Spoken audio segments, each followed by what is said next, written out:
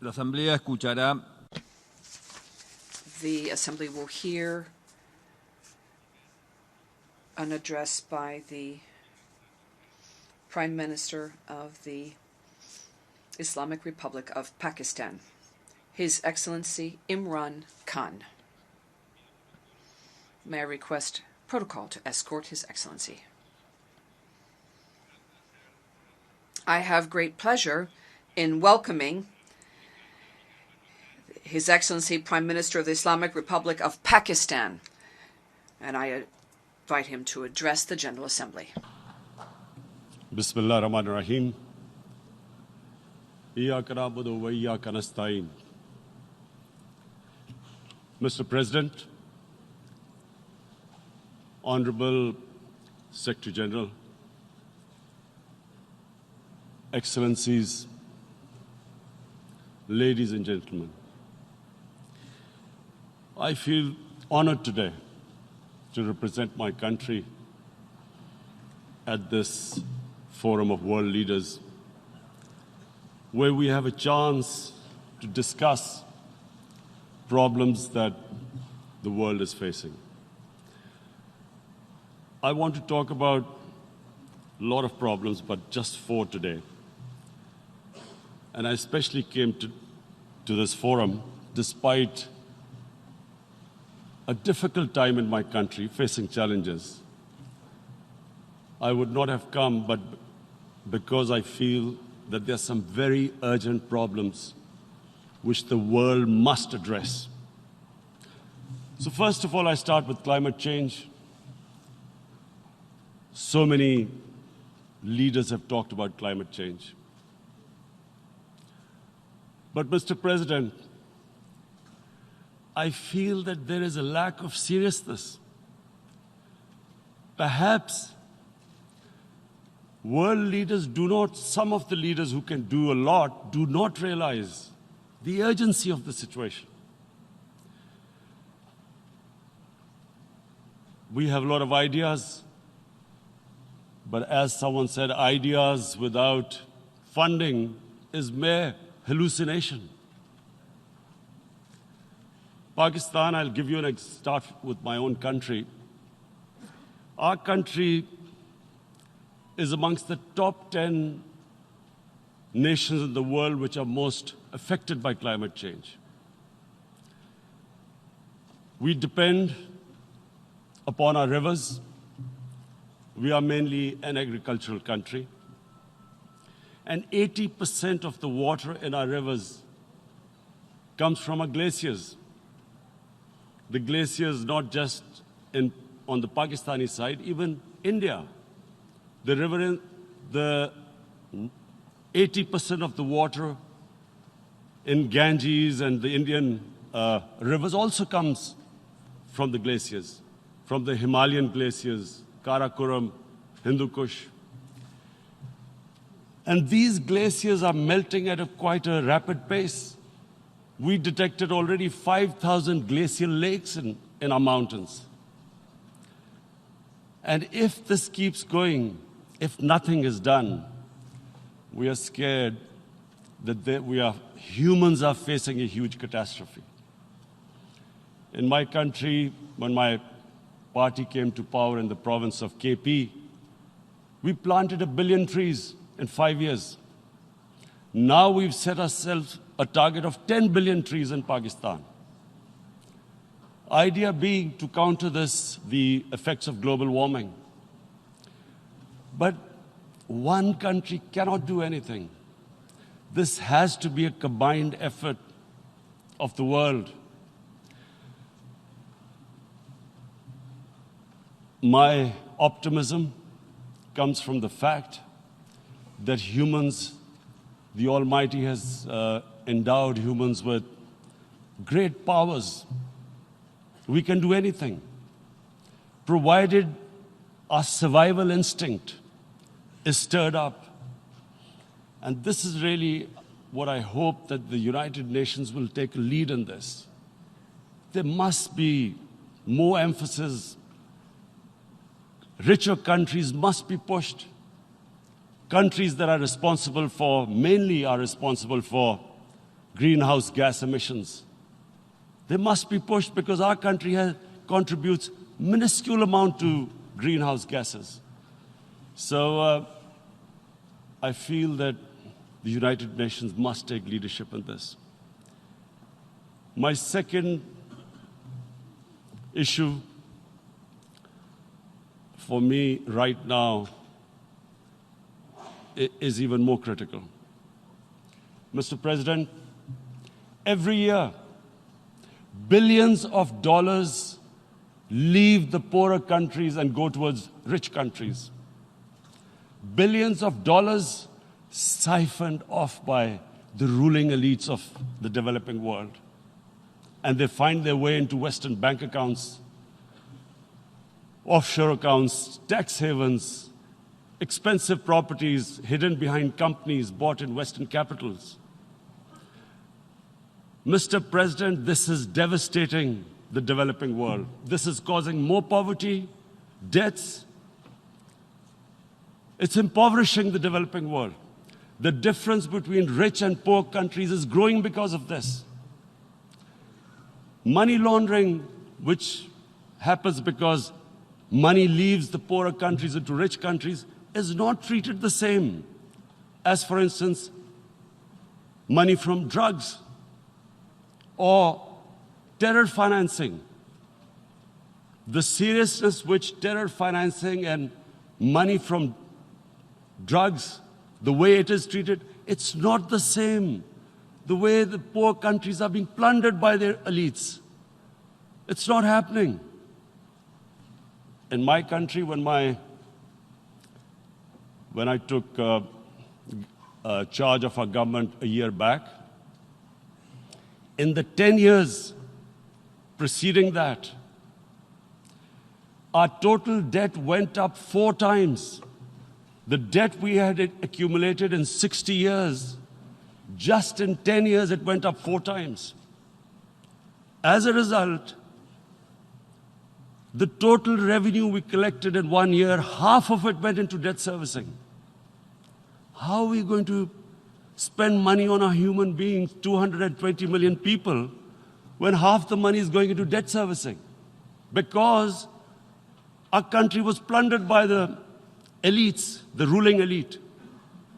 And easily they could get the money out. And when, Mr. President, we located properties in Western capitals bought by this money through corruption and money laundering, located the properties of these corrupt leaders, we find it so difficult to retrieve it. That money, if we retrieved that money, we could spend on our human beings. But it's so difficult. The laws protecting these criminals. We do not have the sort of money to have expensive lawyers and spend millions and millions of dollars. We need help from the rich countries. And Mr. President, it's critical. The rich countries must show political will. They cannot allow this to happen. How can the poor countries spend money on human development, which the United Nations asks, SDG? How are we going to do it when this money can easily leave our countries? So, unless the rich countries intend to build walls to stop economic refugees coming as we see right now, they must take action. They must take action now. It must be a deterrent. Corrupt ruling elites should not be able to take money out easily and park it into foreign bank accounts and into these properties abroad. And I never understand why. Why do we have these tax havens? Why is this allowed? Why shouldn't rich people pay taxes? Why is it legal to have these tax havens where you have these secret accounts? Because, the world is changing. The population of the world is growing. Sooner or later, you're going to have a crisis. If the poor get poorer and the rich get richer, there is going to be a crisis sooner or later. So this is my second point. I hope that the United Nations takes a lead in this. It involves the IMF, the World Bank, Asian Development Bank. They must find a way of stopping this plunder of the developing world. My third point is Islamophobia. There are 1.3 billion Muslims in this world. There are millions of Muslims living in other countries, European countries, and the US as minorities. Islamophobia, since 9/11, has grown at a pace where it is alarming. Human communities live together. There should be understanding amongst them. But Islamophobia is creating a division. Muslim women wearing hijab, it's become an issue. It's become an issue in some countries. Hijab is some sort of a weapon. A woman can take off her clothes in countries, but she can't put on more clothes. How is this happening? Because of Islamophobia. And how did this Islamophobia start? After 9/11. And why did it start? Because certain Western leaders equated terrorism with Islam. Islamic terrorism. Radical Islam. What is radical Islam? There is only one Islam, and that is the Islam we follow of Prophet Muhammad sallallahu alaihi wasallam. There is no other Islam. Radical Islam, Islamic terrorism, what message did they send to people in the West? And why is there Islamophobia? How is a person in New York, in the Midwest, in the US, in European capital, how is he going to distinguish between who is a moderate Muslim and who's a radical Muslim? Because terrorism has nothing to do with any religion. This Islamic terrorism, Islamic radicalism, and sadly used by leaders, this has been the main reason for this Islamophobia. And it has caused pain amongst Muslims. We in Muslim countries watch this Islamophobia traveling abroad, and it's getting worse. And may I just say, Mr. President, that in European countries, it is marginalizing Muslim communities. And we all know that marginalization leads to radicalization. Some of the people who ended up as militants in Syria and other places were from marginalized Muslim communities.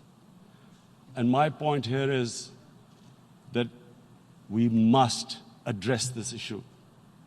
I'm sad to say that we Muslim leaders have not addressed this issue either. After 9/11, when this thing came about war against radical Islam, rather than Muslim leaders trying to explain to the West that there is no such thing as radical Islam, in all human communities, they are radicals. They're liberals and rest are moderate. All human communities, Christians, Jews, everyone has it. But Islam is not radical, neither Judaism, neither Christianity, neither Hinduism. No religion preaches radicalism. The basis of all religion is compassion and justice, which differentiates us from the animal kingdom. But unfortunately, the Muslim leadership was so scared of being called radical Islam that all of them became moderates. In Pakistan, we were in the eye of the storm, and our government coined a phrase called enlightened moderation. No one knows what it meant. But everyone started putting on Western suits that they were moderates, started speaking. Even those who didn't know English would speak English because they were moderates. No one had a clue what it was. Because we, in the Muslim world, did not explain to the West that there is no such thing as radical Islam. One of the reasons why after 9/11, Islam was supposed to be equated with terrorism was suicide attacks. Because the 9/11 bombers did a suicide attack, all sorts of theories came up that the Muslims are involved in suicide attacks because they will get virgin in heavens. Some came up with, what about women, suicide attackers? So this bizarre thing happened. No one explained. Suicide attacks and Islam were equated.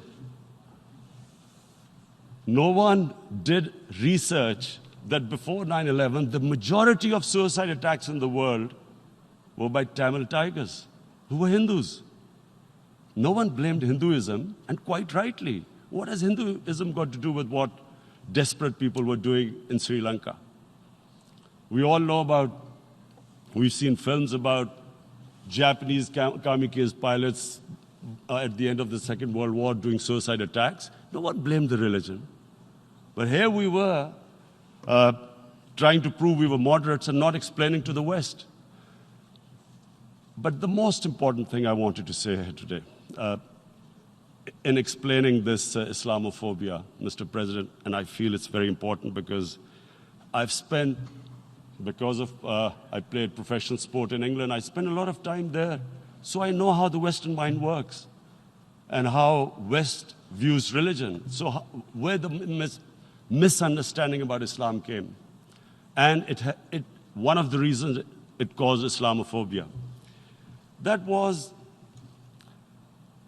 in 1989, this book was published, maligning, insulting, ridiculing our Prophet Muhammad sallallahu alaihi wasallam. And there was a reaction in the Muslim world. The West couldn't understand what was the problem. Because in the West, because I have spent so much time in the West, religion is perceived completely differently. They don't look upon religion like we do. And so, Islam was supposed to be an intolerant religion.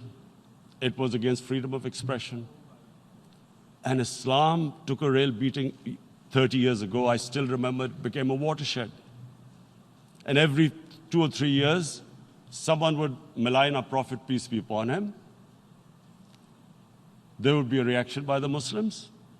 And again, it was Islam, an intolerant religion. Again, this time, I blame a certain section of the people in the West who deliberately provoked this, knowing the impact it would have. But the majority of the people in the West didn't understand. This is where, again, Muslim leadership let the Muslims down. We should have explained to them what our Prophet, peace be upon him, means to us. So in 1 minute, I'll try and explain what he means to us. Our Prophet was the witness to the divine book, the Holy Quran. The Holy Quran is the book of guidance for Muslims, and the Prophet's life was living the Quran. He was an example of what the Quran guided us to be. So he is the ideal we all try to get to. The Prophet created the state of Medina, the first state in Islam. That state was the basis of a Muslim civilization which became the predominant civilization for the next 700 years. And what was that state? I hear such strange things about Islam, that it is against women, it's against minorities. The first state of Islam in Medina, it was the first time a welfare state was set up. The state took responsibility of the weak, widows, orphans, poor people, handicapped. It taxed the rich, spent the money on the poor. The state announced that all human beings are children of Adam, hence equal, whatever the color of their skin. The state announced, the Prophet announced that, and slavery, the whole system depended on slavery as it did for many years in the Western societies. The Prophet said that one of the greatest deeds is to free a slave. But because the society depended on slavery, he said, but if you have to, treat them as an equal member of the family. And as a result, something happened in a Muslim world which hasn't happened in any other civilization. Slave dynasties appeared. Slaves became kings. The Mamluks, slaves who ruled Egypt. In India, there were slave dynasties. And then, with minorities, again, you hear that Islam is supposed to be against minorities. Let me just make this clear. In Islam, the Prophet announced that everyone was free to practice his religion. It was a sacred duty to protect the places of worship of all religions. He announced that every person is equal in front of law, whatever his religion or his color. And this incredible case, and I always quote this, that the fourth Khalifa, the head of state of Medina, he lost a court case against a Jewish citizen. So, number one, it showed there was a rule of law, no one was above law. And number two, that a Jewish citizen was an equal citizen. So, Mr. President, when a Muslim society is unjust to its minorities, it is going against the religion of Islam and our Prophet, peace be upon him. So, it is important to understand this. The Prophet lives in our hearts. When he's ridiculed, when he's insulted, it hurts. As we human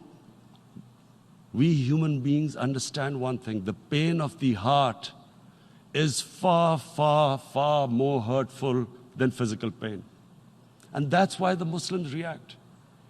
And I always thought that if I ever had the stage, I would try and explain this to the world community, especially to the Western community, because having lived in the Western community, people didn't understand this.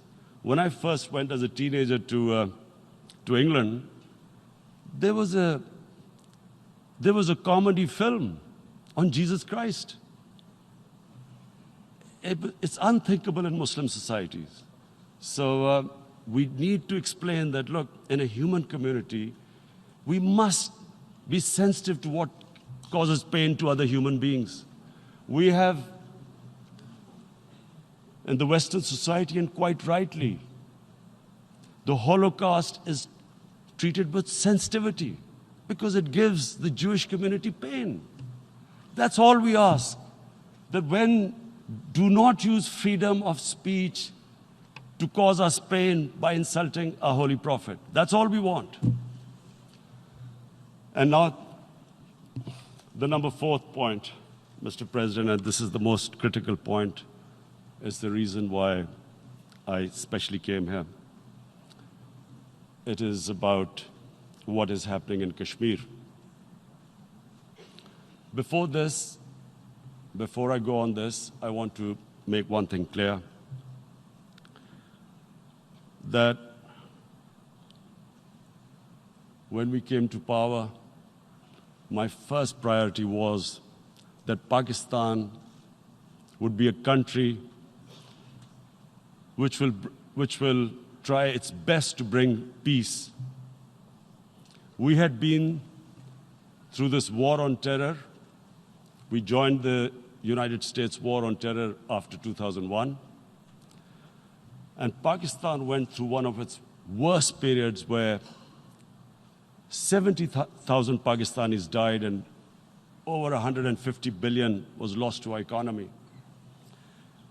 And Mr. President, I opposed the war because in the 80s, Pakistan had joined the Western countries in what was the freedom struggle then in Afghanistan against the Soviets. And it was funded by the Western countries.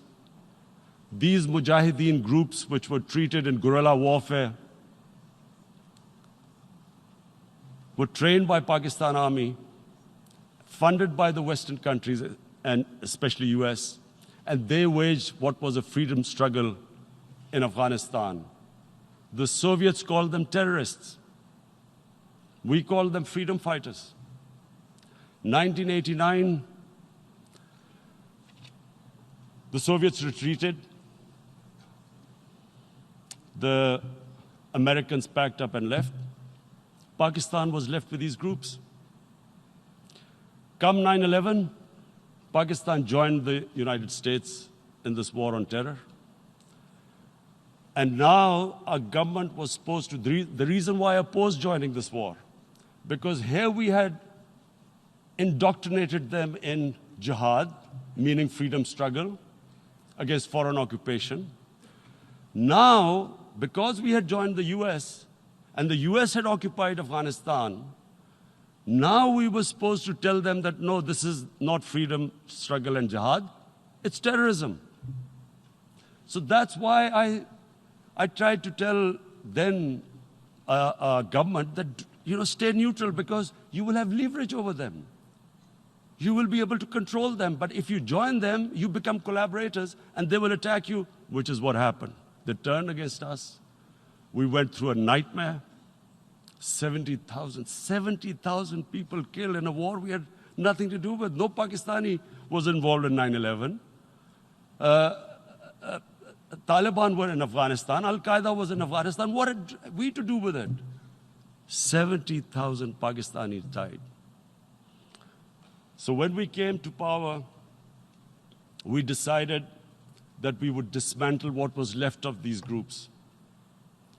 And this decision was taken not just by us, but by all the political parties in Pakistan.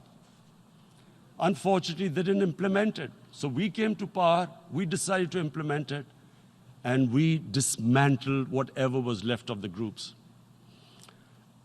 And I know that India keeps accusing us that there are these groups there. I would like the United Nations to send observers, see for themselves what we've done. No Pakistani government would have dared to do this because it would have created strife. But we decided that there would be no militant organizations in Pakistan. So I need to give you this background and to what I'm going to say later on. And secondly, we started mending fences. I invited the Afghan president. We developed a relationship with Afghanistan. We had problems with Iran. We mended fences there. And then India. Now let me just give you a little background about my relationship with India. Because of cricket, and cricket being it's a passion in the subcontinent, I had great following in India.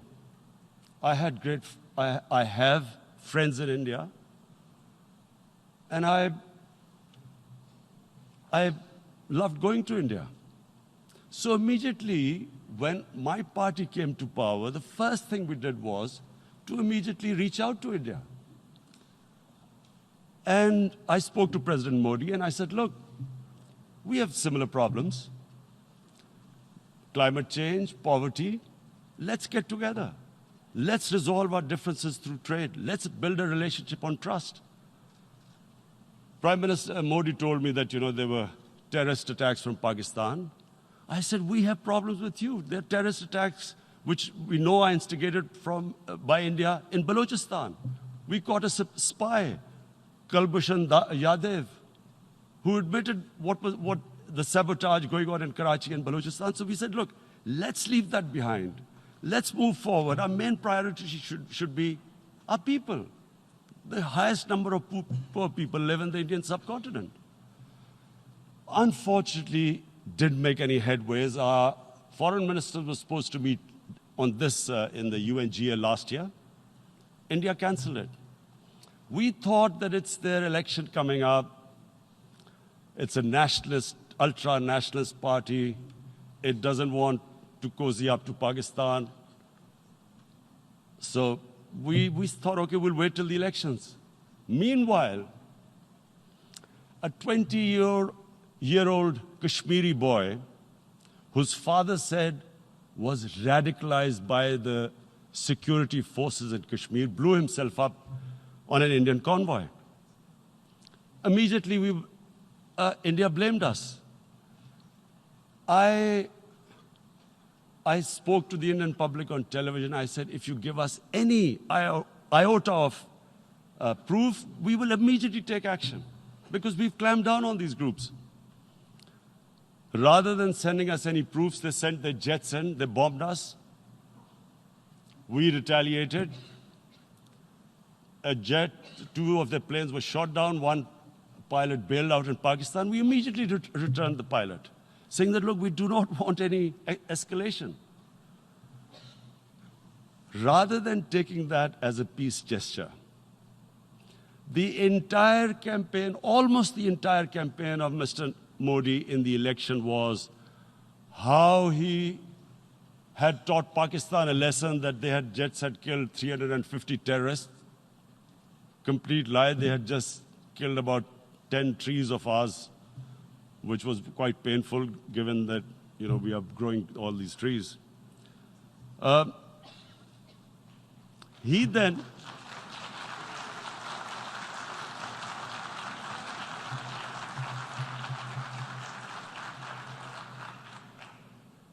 the election campaign, Mr. Modi used words like, this is just a trailer, the movie is about to start. I went into Pakistan and taught them a lesson. This was the election campaign. Okay, so we thought, us politicians make all these statements to win elections. So, okay, after elections, we'll get back to our normal relationship. Well, the moment the elections ended, we approached India. No response, but then we discovered they were trying to push us in the FATF blacklist to bankrupt us. That's when we realized there was an agenda. And that agenda became obvious on the 5th August when India went against 11 United Nations Security Council resolutions which say that Kashmir is a disputed territory and the people of Kashmir have the right of self-determination. They went against that. They went against Simla Accord, which is about bilateral, sorting out our differences through bilateral means, went against that. They actually went against the Indian Constitution. Illegally, they revoked Article 370, which gave Kashmir the special status. They got an extra 180,000 troops there. Total number of security forces in Kashmir now are 900,000. And they put 8 million people of Kashmir under curfew.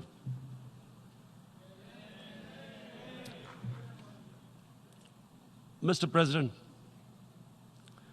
now I just briefly want to make the people understand, how can anyone do something like this? And for that, I have to explain to you what is RSS. RSS, Mr. Narendra Modi is a life member of RSS. RSS was an organization that was inspired by Adolf Hitler and Mussolini, came about in 1925.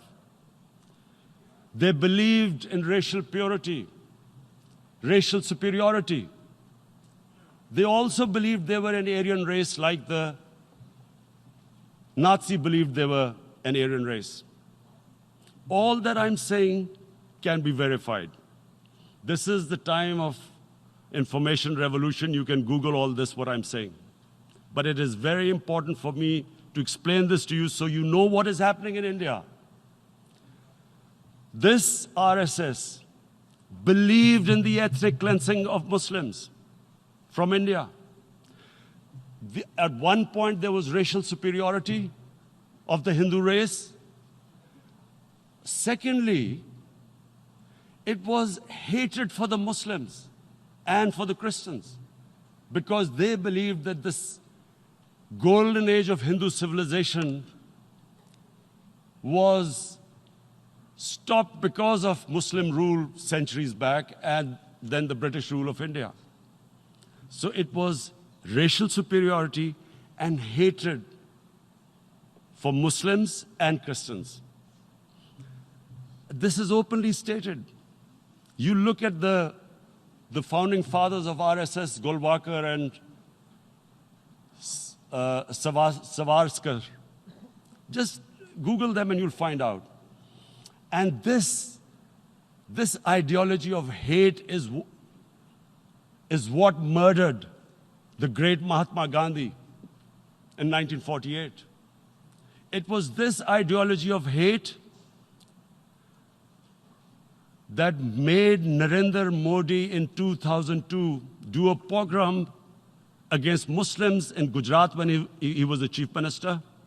He allowed 3 days for these RSS goons who were inspired by the Hitler brown shirts. They actually wear brown shirts.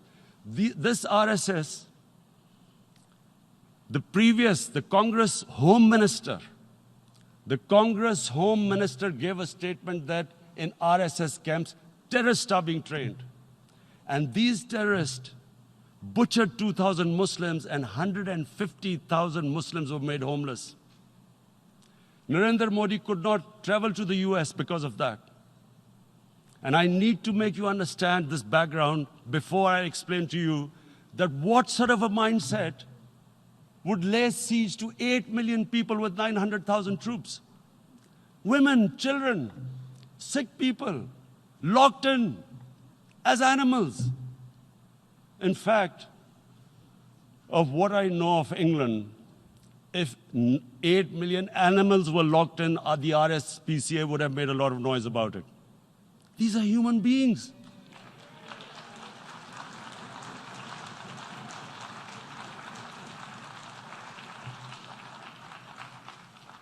And Mr. President, what comes with racial superiority, these illusions of Aryan superior race, is arrogance. The two go together. And it's arrogance that makes people make mistakes and do stupid things. Cruel things like what Narendra Modi has done. It's sheer arrogance. And it's arrogance that has blinded him from the fact that what is going to happen when the curfew is lifted. Has he thought about it?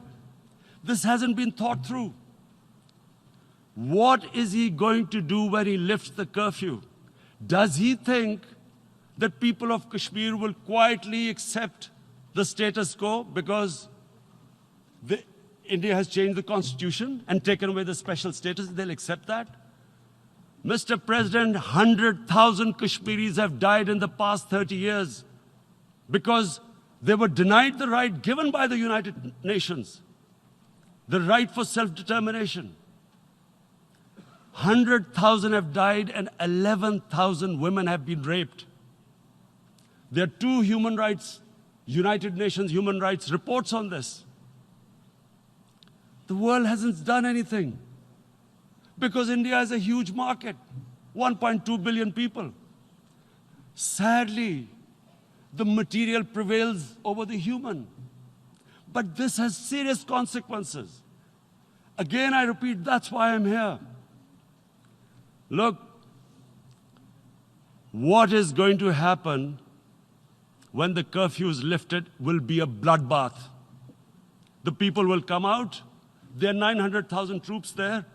They haven't come to, as Narendra Modi says, he's done this for prosperity of Kashmir. This is supposed to be for the development. These 900,000 troops, what are they going to do when they come out? There'll be a bloodbath.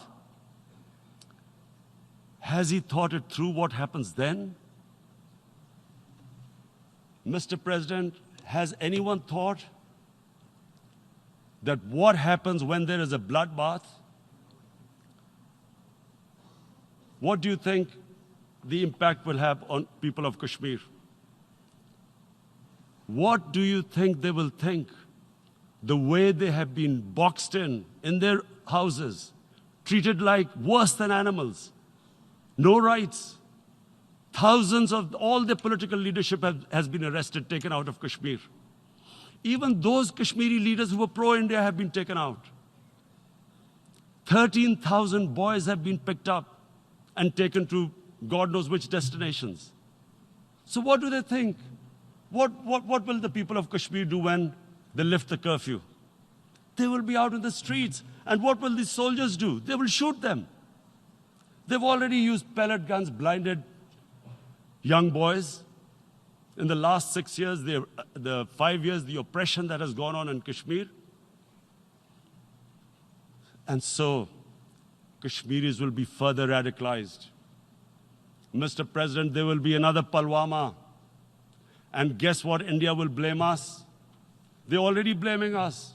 They're saying all this is happening because of Pakistan.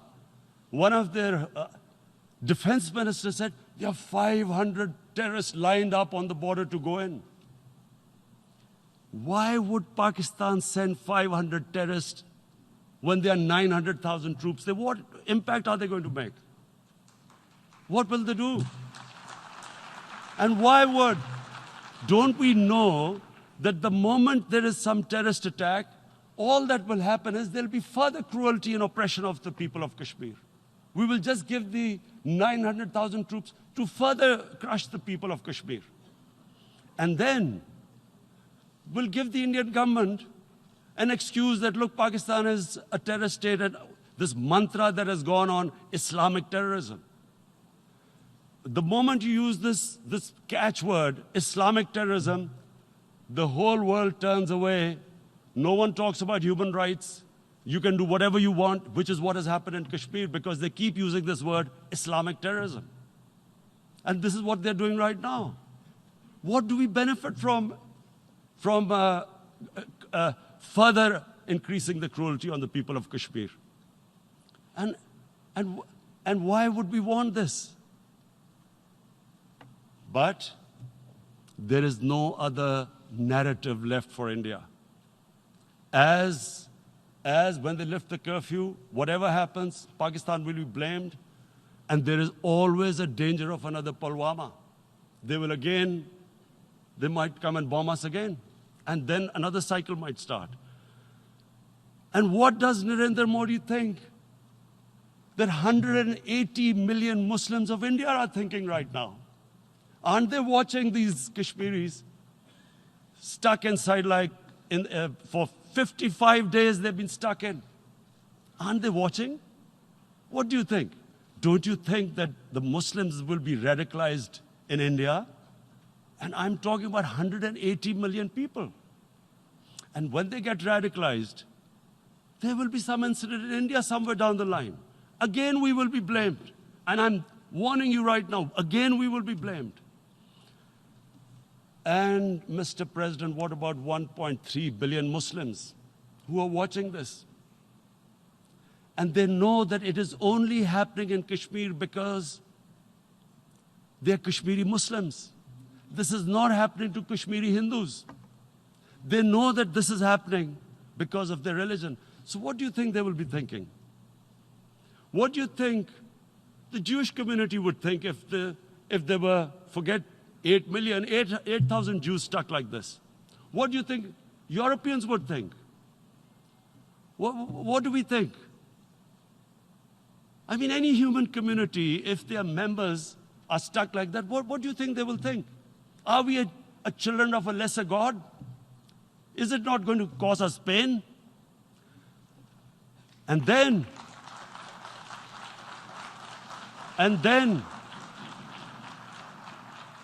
I'll tell you what will happen.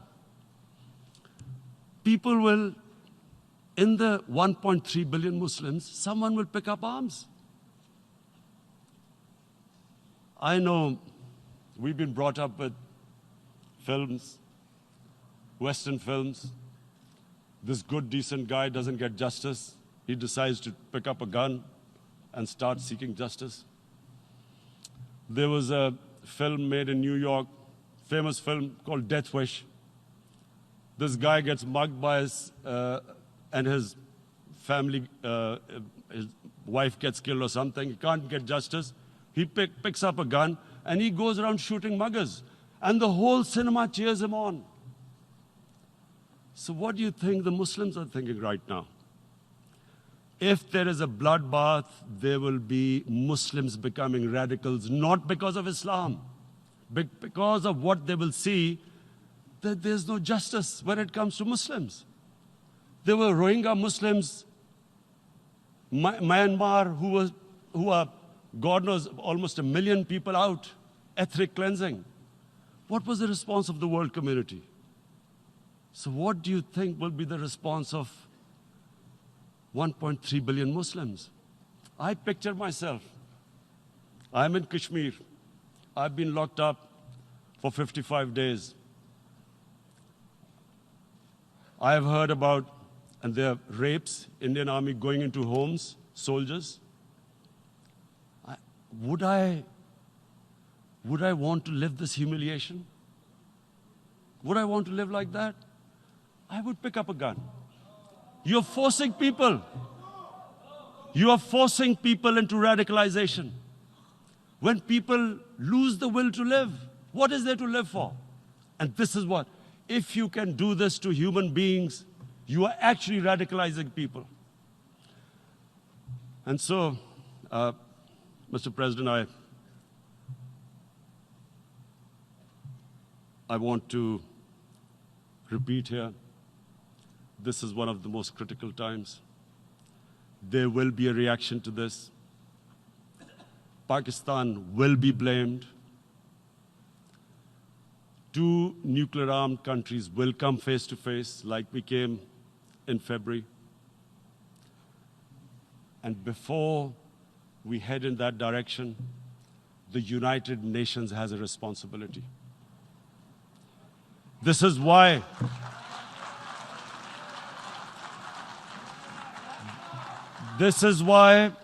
the United Nations came into being in 1945. You were supposed to stop this happening.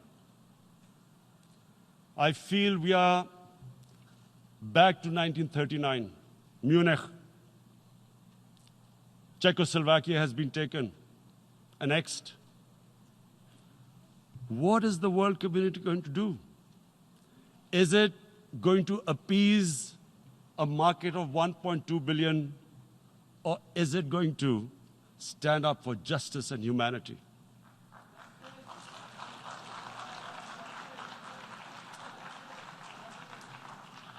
If this goes wrong, you hope for the best, but be prepared for the worst. If a conventional war starts between the 2 countries,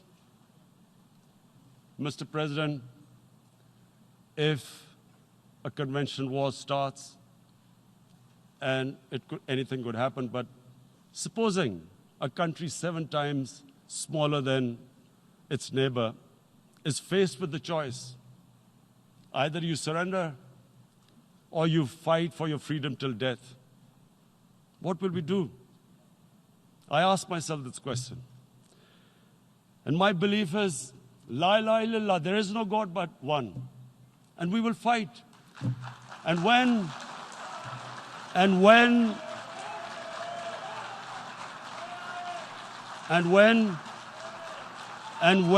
a nuclear-armed country fights to the end, it will have consequences far beyond the borders. It will have consequences for the world, which is why I repeat I'm here. Because I'm warning you, it's not a threat.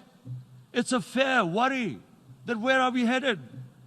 And I've come here to tell the UN, you've got to, this is a test for the United Nations. You are the one who guaranteed the people of Kashmir the right of self-determination.